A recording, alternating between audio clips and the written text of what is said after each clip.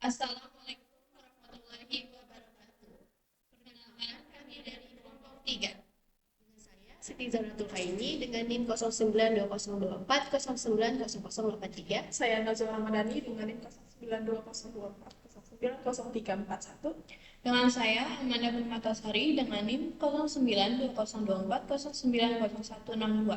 Kami akan presentasikan hasil proyek UAS Riset Operasi 1 yang berjudul Analisis Optimasi Biaya Distribusi menggunakan model transportasi dengan metode Northwest Corner, Vogel's Approximation Method, dan Modified Distribution Method pada toko Anugerah Galon. Pada penelitian ini, kami ingin mengetahui metode mana yang menghasilkan biaya distribusi paling minim.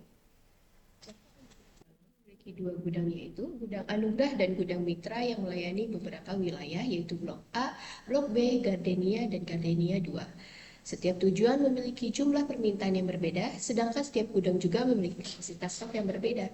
Selain itu, biaya pengiriman ke masing-masing tujuan juga tidak sama.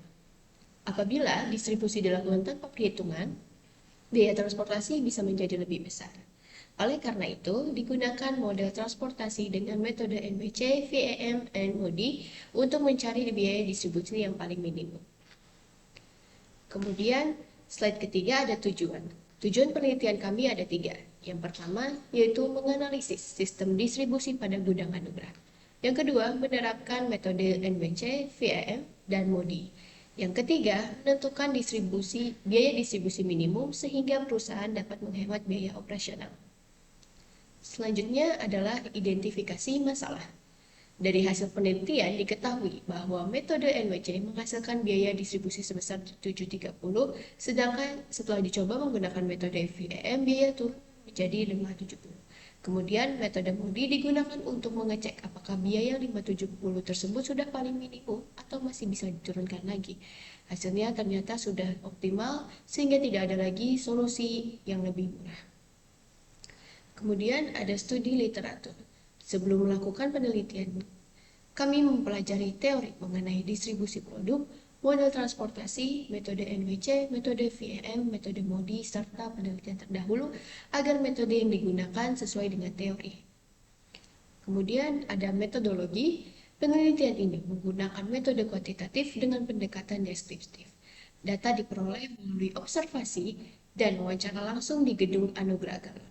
Data yang dikumpulkan berupa jumlah suplai, demand, dan biaya distribusi.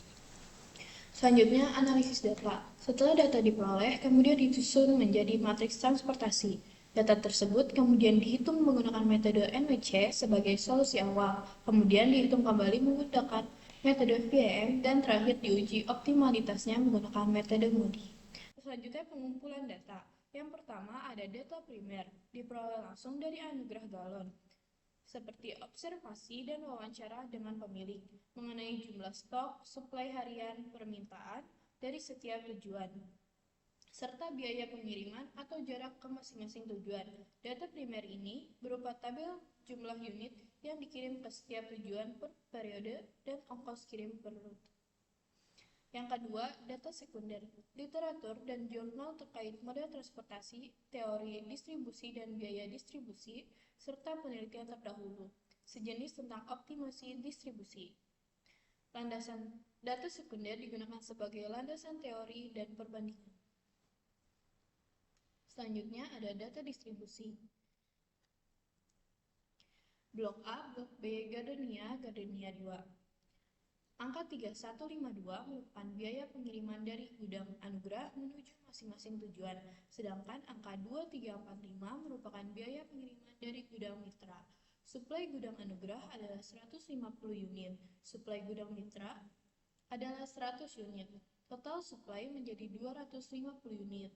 Kemudian demand masing-masing tujuan adalah Blok A 70, Blok B 80, Gardenia 60, dan Gardenia 2 40.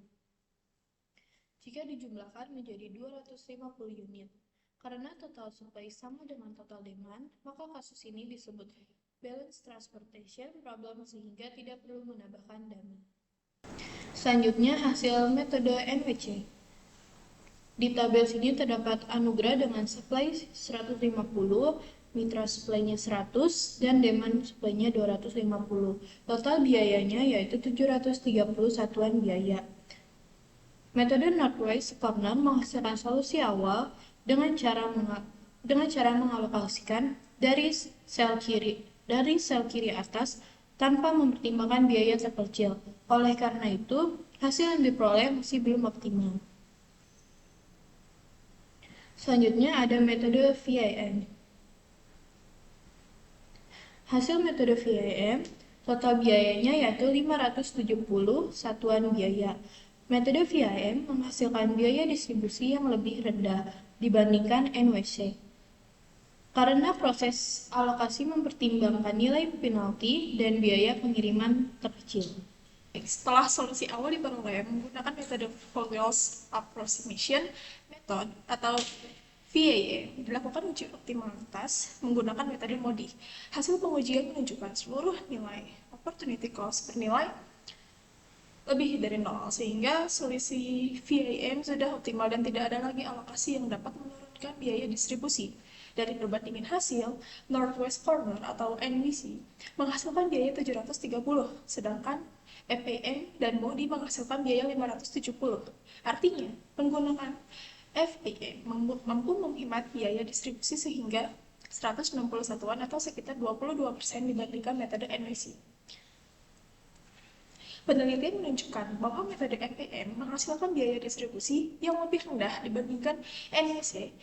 Kemudian hasil tersebut setelah diuji menggunakan MODI dan terbukti sudah optimal. Dengan demikian, penerapan model transportasi mampu meningkatkan efisiensi distribusi sekaligus memberikan penghematan biaya yang signifikan. Hasil penelitian membuktikan bahwa model transportasi dapat menentukan pola distribusi yang lebih efisien. Metode FAM memberikan solusi awal terbaik, sedangkan MODI memastikan tidak ada alternatif distribusi lain yang dapat menghasilkan biaya yang lebih rendah. Oleh karena itu, metode ini layak digunakan sebagai dasar pengambilan keputusan distribusi di gudang anugerah. Kemudian, pada kesimpulan kali ini, berdasarkan penelitian, metode NWC menghasilkan total biaya distribusi sebesar 730, sedangkan metode VAM menghasilkan biaya yang lebih rendah, yaitu 570. Hasil tersebut telah diuji menggunakan MODI dan terbukti sudah optimal. Secara keseluruhan, penerapan model transportasi berhasil meningkatkan efisiensi distribusi serta menghemat biaya sekitar 22% dibandingkan metode konvensional. Terima kasih. Sekian dari kelompok kami. Wassalamualaikum warahmatullahi wabarakatuh. Terima kasih. Terima kasih.